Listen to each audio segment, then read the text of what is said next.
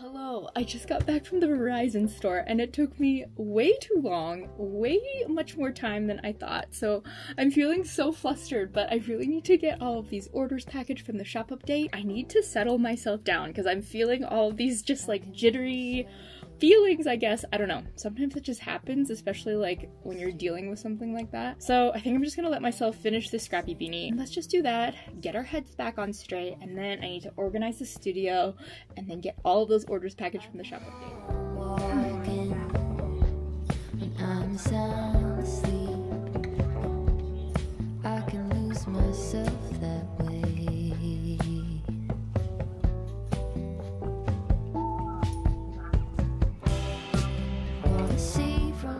Good. I actually love this more muted kind of earthy vibe to it, so maybe I'll make some more of these. But we really have to get going. I can't believe how derailed this day feels right now. But I'm gonna clean up the studio and then get all of those orders packaged and run them down to the post office.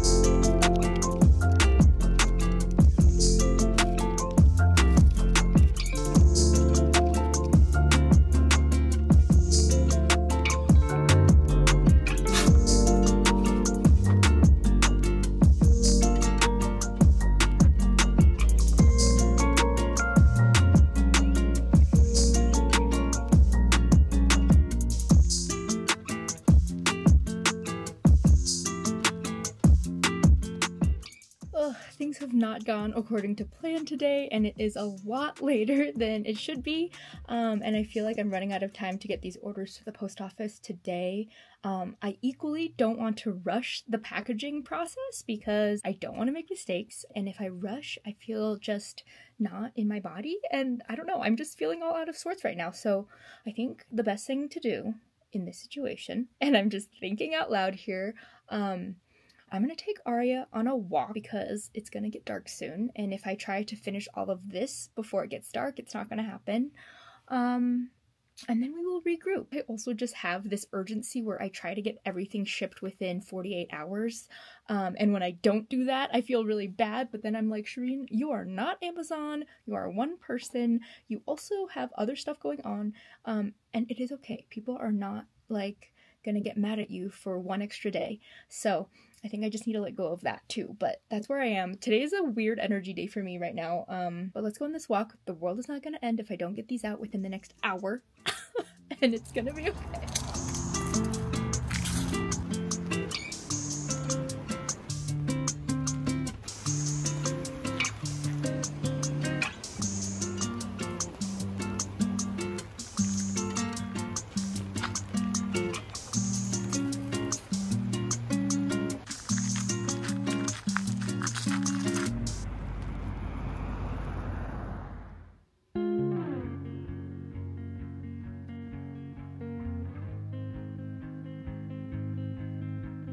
Good, how are you?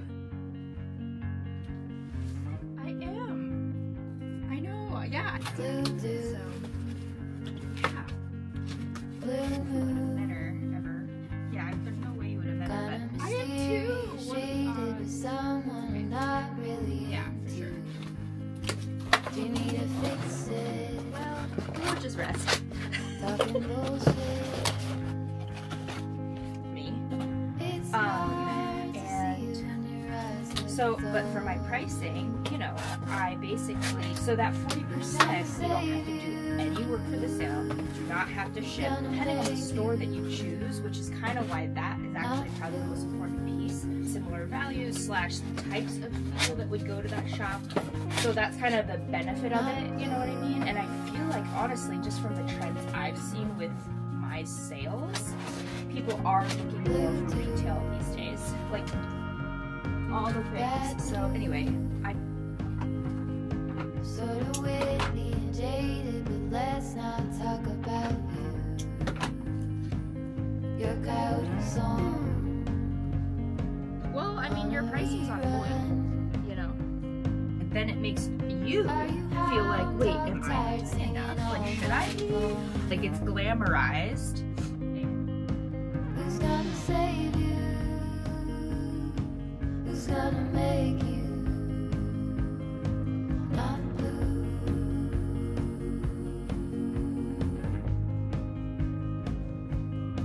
Not blue.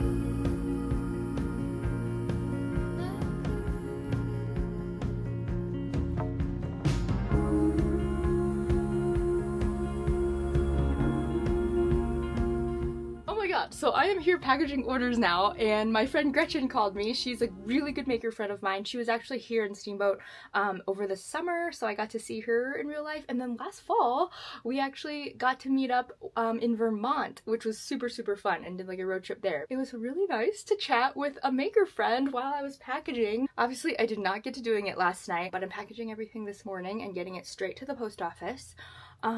But also last night I had a tarot reading from a friend who I met on Instagram. She creates jewelry and then now does tarot readings as well. And it was so powerful. I've been struggling a lot lately with self-doubt and imposter syndrome, and I think that's just something that happens when you're going through transitions. If you've been watching my channel for a while, you have seen the journey. But it is a big scary thing to make a big change, especially when it impacts you financially. And like with any change, there's gonna be this period where you're not seeing the results right away. But if you are staying true to who you are and your vision, and you have a goal in mind, you know you're taking the right steps to get there. And you know, like with the Iceland trip, that's one of the big things that I want to incorporate into my business, is to start hosting more of these trips and to create spaces for other creatives and small business owners to actually connect and learn and grow together.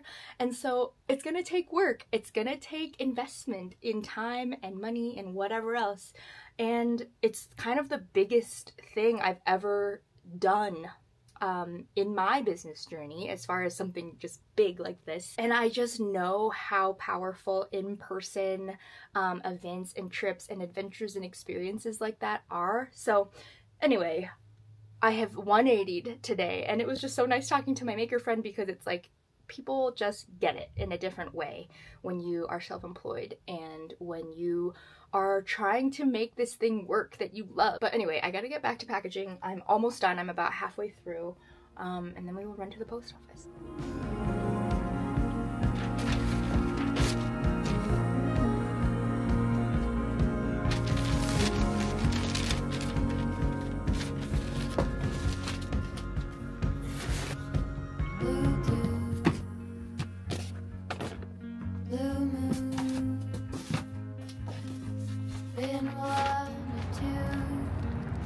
I ran into you.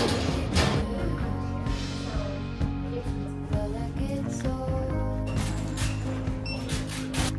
It's hard to take one when your iPhone's full. Who's gonna save you? Who's gonna make you? Well, we got all of the orders shipped, which always feels really good. But the drop box was broken, so I had to wait in line, but that's okay. So the shop update ended up going pretty well.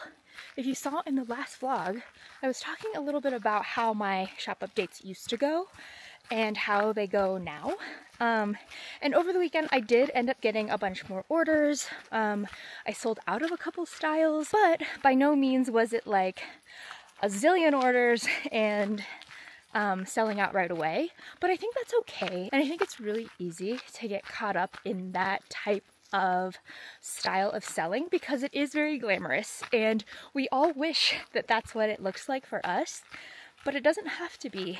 And all because it doesn't look like that doesn't mean you don't have a successful business. I think for me, what I've come to realize is I'm in this for the long haul, and so what I need to do more importantly than making a ton of sales is to build my business model so that it's sustainable and prevents burnout. And one of the biggest differences I've noticed is these days it takes a lot more marketing and posting and emailing to get people excited about what you're selling and to let them know about it, because there is so much more noise now and harder to get seen, and people are burned out on social media, like not just the people making content, but your customers. So it's just a little bit different.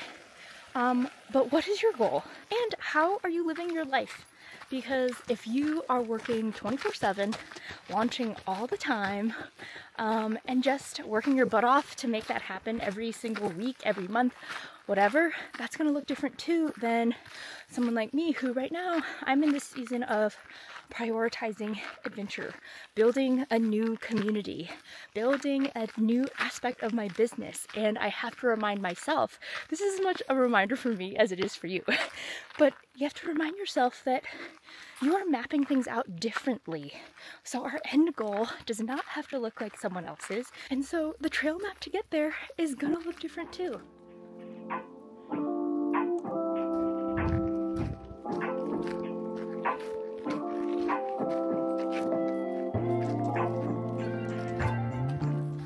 This being said, I think that's why I've been talking so much lately about realigning and, you know, the discomfort of metamorphosis and change, because I'm going through it right now too, and I keep having these ups and downs of like feeling, am I doing the right thing? Like the numbers aren't looking the same as they used to be, and then that gets me worried. But then I swing back in the other direction, and like last night I was like, no, I have built the business to this point so that I'm able to do what I'm doing and to make the changes necessary.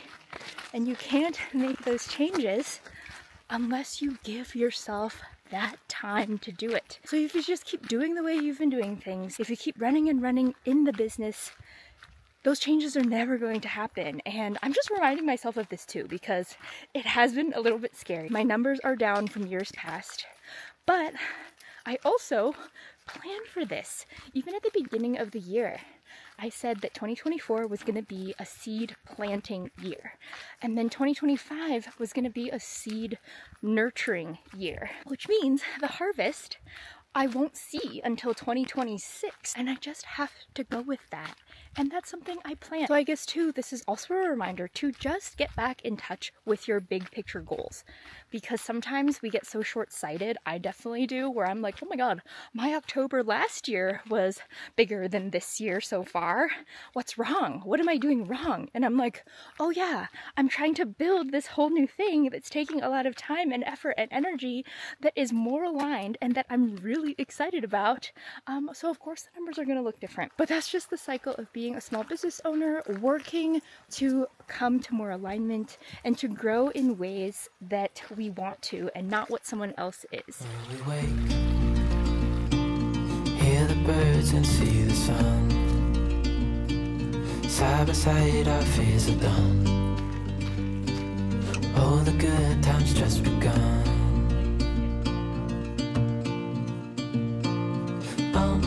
We know what we have, let's hold on tight.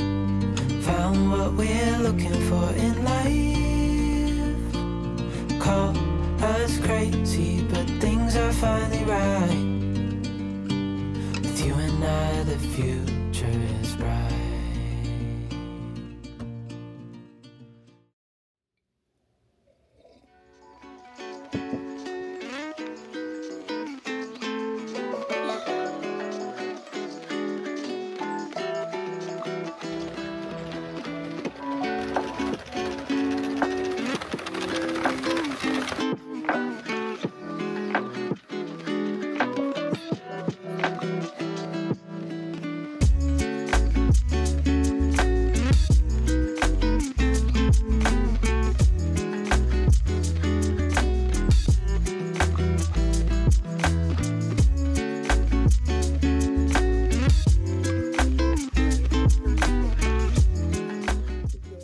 god, I don't know how the day passes so quickly sometimes, but it is one of those days where time is just flying. But I'm getting more beanies and headbands to drop off at Ohana. I'm actually leaving on a trip tomorrow, so I want to get some stuff into the shop before the weekend, before I go. And then I have a couple of new orders, so I'm going to package those and drop them off as well. Oh, Aria hair.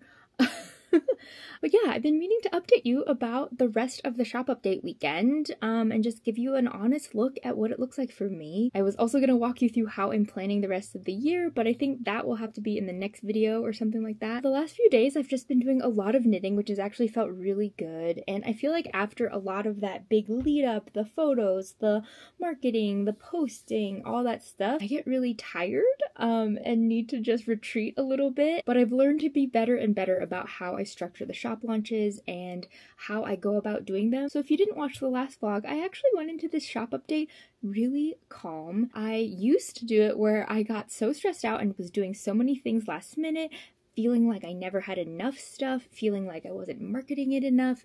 But this year I just went into it and was like, this is the first one of the season. I did not sell everything in the shop update. It's Wednesday now, so it's not quite been a week, but it's been about 5 days since the launch, and there are still a couple of items left. I did end up selling most of the items in the update, but definitely not right away, and it definitely took more of me just posting and sharing about it, sending emails and things like that to make those sales, which I feel like has just become more normalized for me these days. And if you're wondering how the heck I do all of this full time when I'm not making as many sales online, a lot of it I feel like has moved to in person and at the local shops where I sell my stuff. So I've really noticed in the last few years that people are moving back towards and gravitating towards brick and mortar stores or in-person markets. And I actually don't have a ton of experience with markets. I did my first big one last year. You can watch the video about that if you want.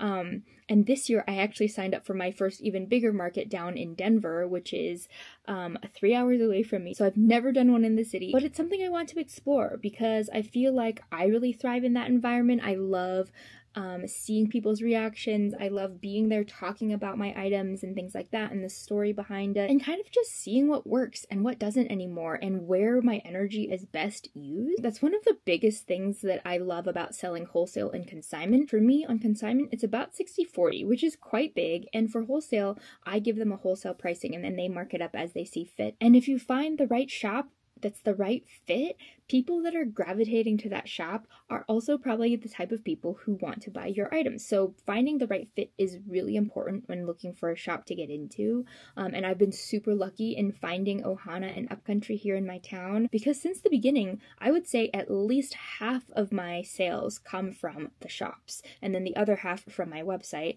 And then I also have other revenue streams such as my content creation and brand partnerships. I also sell knitting patterns. I have a couple of digital products that I'm actually revamping right now, so they're not available to buy, but a lot of resources for makers. But now I'm also hosting small business retreats, which I'm really excited about, and something that feels so much more aligned.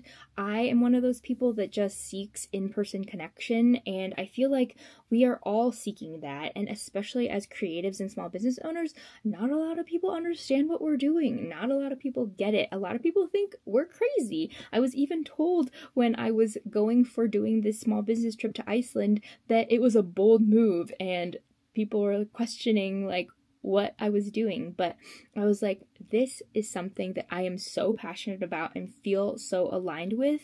It's something I've been dreaming of for years, and so when the opportunity came up, I was like, I have to go for it. And now there are 9 amazing women who are joining the trip so far.